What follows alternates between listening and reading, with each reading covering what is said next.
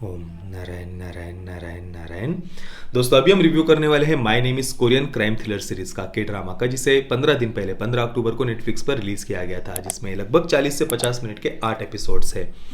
के ड्रामाज में यूजुअली लगभग 1 से 1.25 घंटे के 16 एपिसोड्स होते हैं, या कम से कम 10 तो होते ही है, पर इसमें मात्र 8 एपिसोड्स है और वे भी केवल 40 से 50 मिनट के, तो काफ़ी छोटा के ड्रामा है। नेटफ्लिक्स ने इसकी मूल भाषा कोरियन और इंग्लिश के ही साथ में इसे हिंदी में भी डब किया है, तो अगर आप इसे हिंदी में देखना चाहें तो नेटफ्लिक्स पर देख सकते हैं। तो माय नेम, देखिए मैंने आज तक जितने भी के ड्रामास देखे हुए हैं, स्क्विड गेम को छोड़कर, स्क्विड गेम एक अलग ही सीरीज है, उसको थोड़ी देर के लिए हम साइड में रखते हैं, तो बाकी जितने के ड्रामास मैंने देखे हुए हैं उनसे माय नेम अलग था, क्योंकि इसमें बहुत बहुत ज़्यादा वायलेंस था। ऐसा नहीं है मतलब कोरियन कंटेंट में वायलेंस नहीं होता, मैंने कई सारी कोरियन फिल्में भी देखी हुई है, उनमें भी ढेर सारा वायलेंस होता है, पर के ड्रामाज यूजुअली इतने वायलेंट नहीं होते हैं। स्क्विड गेम में भी वायलेंस था, स्क्विड गेम एक अलग सीरीज है मैंने कहा ना, तो स्क्विड गेम में वायलेंस था, पर माय नेम का वायलेंस उसकी तरह नहीं है। यहाँ पर कोई ऐसे ही रैंडम वायलेंस नहीं दिखाया गया, यहाँ पर एक प्रॉपर एक्शन सीक्वेंसेस हमें देखने को मिलते हैं। इसमें जो फाइट कोरियोग्राफी है वो बहुत बहुत सुंदर थी, मतलब देखने लायक थी। उस समय हमें अपनी आंखें भी हटाने की इच्छा नहीं होती है स्क्रीन से, तो इसकी फाइट कोरियोग्राफी, एक्शन सीक्वेंसेस मुझे बहुत पसंद आए। अगर आप एक proper martial arts, karate, kung fu पर आधारित कोई ऐसे एक्शन सीक्वेंसेस देखना चाहते हैं तो माय नेम बस आपके लिए है। और इसमें कोई एक दो नहीं, कई सारे ऐसे एक्शन सीक्वेंसेस आपको देखने को मिलेंगे, और वो भी एक फीमेल कैरेक्टर के द्वारा किए गए, और जिसमें साथ में ही बहुत बहुत ज़्यादा वायलेंस है। चाकू से वार के कई सारे सीन हैं, बस कट्स जो शरीर पर लगते हैं उससे बहता हुआ खून, मतलब बहुत बहुत ज़्यादा वायलेंस है इसमें, और एक फीमेल कैरेक्टर के द्वारा वो किए गए थे, पर फिर भी कहीं पर भी वो अनबिलीवेबल नहीं लगते हैं, हम उन पर विश्वास कर पाते हैं। और साथ में ये जो कैरेक्टर है जो इतना सारा वायलेंस, इतना सारे हमें जो करते हुए दिख रहा है इस प्रकार के एक्शन सीक्वेंसेस, उसके पीछे एक प्रॉपर रीज़न भी दिया गया है कि उसके अंदर ये गुस्सा क्यों है। वो अपने पिता की हत्या का बदला लेना चाहती है। सीरीज का जो मुख्य पात्र है उसका नाम है यून जी वो, जिसे बचपन में काफ़ी परेशान किया जाता था पुलिस के द्वारा। उसके कक्षा के जो अन्य सहपाठी है, विद्यार्थी है, उनके द्वारा बहुत उसे परेशान किया जाता था, चिढ़ाया जाता था, क्योंकि उसके जो पिता है, जो उसके साथ में नहीं रहते थे, उस समय दूर रहते थे, उन पर क्रिमिनल होने का आरोप लगा हुआ था, ड्रग माफिया के साथ में काम करने का उन पर आरोप लगा हुआ था, और इस कारण से सब उसे परेशान करते थे, तंज कसते थे। ऐसे में एक दिन यून जीवू बहुत दुखी हो जाती है, परेशान हो जाती है, तभी उसके पिता का फ़ोन आता है और वो अपनी ये सारी पीड़ा पिता को बताती है। काफ़ी गुस्सा वो हो जाती है पिता पर। उसी दिन उसका जन्मदिन भी होता है, तो वो उसके पिता को बहुत दुख होता है, तो वो अपनी बेटी से मिलने के लिए आते हैं, पर वो अपनी बेटी से कुछ बात कर पाए उससे पहले ही दरवाजे से बाहर ही यूनजीओ के सामने ही उनकी हत्या हो जाती है, उसके पिता की। पर हत्या किसने की थी वो उसका चेहरा तो नहीं देख पाती है। इसके बाद वो बहुत बहुत दुखी हो जाती है, और उसके पिता जिस ड्रग माफिया के गैंग के साथ में काम करते थे, उस गैंग के जो लीडर है, जो उसके पिता के साथी भी होते हैं, दोस्त भी होते हैं, उनसे वो मदद मांगने के लिए जाती है, उस ड्रग माफिया की गैंग का जो बॉस है उससे। तो वो जो लीडर है ड्रग माफिया गैंग का, वो उसे कहता है कि अगर तुम्हें बदला लेना है अपने पिता की हत्या का, तो सबसे पहले तुम्हें खुद को तैयार होना होगा। तो लगभग 3-4 वर्षों तक उसे काफ़ी अच्छी तरीके से ट्रेन किया जाता है। ट्रेन होने के बाद में वो पुलिस डिपार्टमेंट में अंडरकवर कॉप की तरफ भर्ती हो जाती है, जिसके बाद में वो प्रयास करती है कि उसे नारकोटिक्स डिपार्टमेंट में जगह मिले, और उसका वो प्रयास सफल हो जाता है। वो ड्रग डिपार्टमेंट में, नारकोटिक्स डिपार्टमेंट में भी उसका ट्रांसफ़र हो जाता है। अब इसके बाद में उसे ये ढूंढना है कि उसके पिता की हत्या किसने की थी, क्योंकि वो जो ड्रग माफिया गैंग का जो लीडर है उसने पहले ही उसे बता दिया होता है कि भाई तुम्हारे पिता की हत्या एक पुलिस वाले ने की हुई है।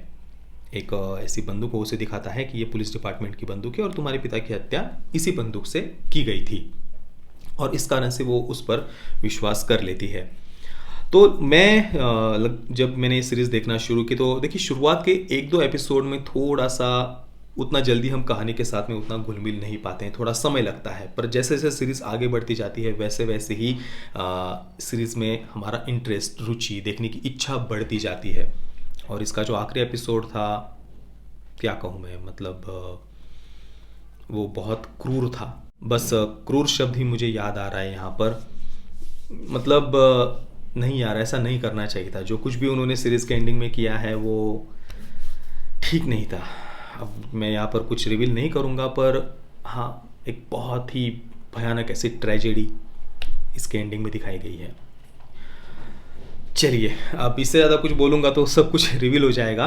तो जब मैंने इसे देखना शुरू किया तो लगभग आधे सीरीज तक मुझे मैं अंदर से यही सोच रहा था कि भाई ये क्या हो रहा है। मतलब एक ड्रग माफिया जो है उसके प्रति सीरीज सिंपैथी पैदा करने का प्रयास कर रही है, जो काफ़ी ऑड लग रहा था, वो भी एक कोरियन ड्रामा में।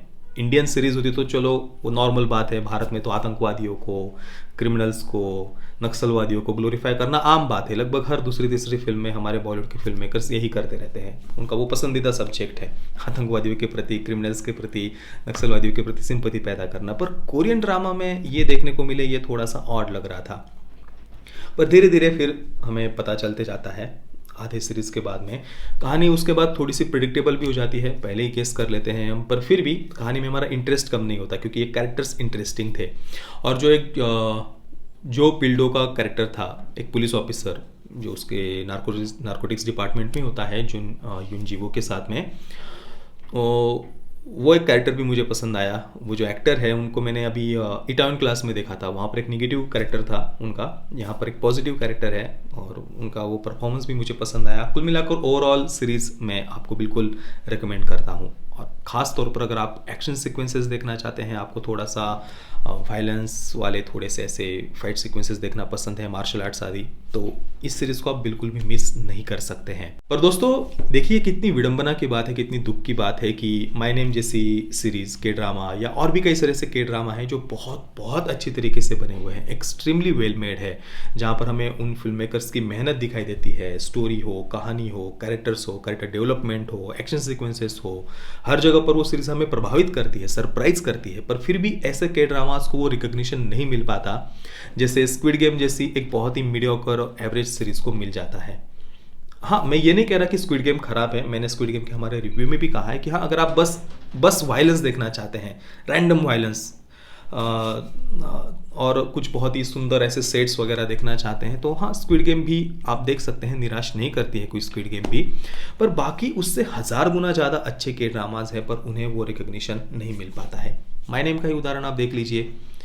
चलिए, जो भी हो, स्क्विड गेम को क्यों इतना रिकग्निशन मिला उस पर मैंने पूरा अलग से वीडियो बनाया हुआ है, वो सब बातें मैं यहाँ पर नहीं करूँगा। पर बिल्कुल माय नेम, अगर आप एक्शन सीक्वेंसेस देखना चाहते हैं तो इसे मिस नहीं कर सकते हैं। मैं माय नेम को दूंगा 8.5 आउट ऑफ 10 स्टार्स।